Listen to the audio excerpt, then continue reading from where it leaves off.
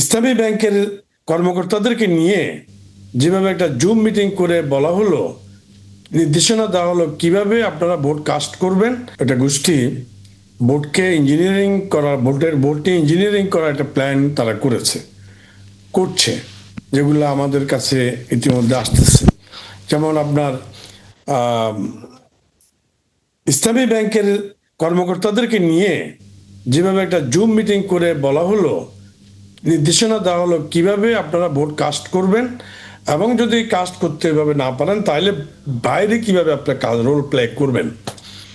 এরকম বেশ কিছু পরিকল্পনা তাদের আছে।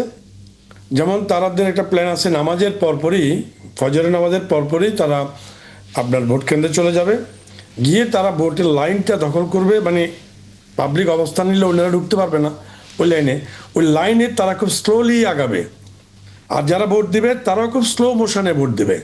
এতে করে যদি এইভাবে দুপুর পর্যন্ত পার করতে পারে, তাহলে অন্য ভোটাররা মানে রাগে ক্ষোভে অথবা বিড়ম্বনায় তারা বাড়ি চলে গেল। এরকম কিছু অপকৌশল তারা নিয়েছে।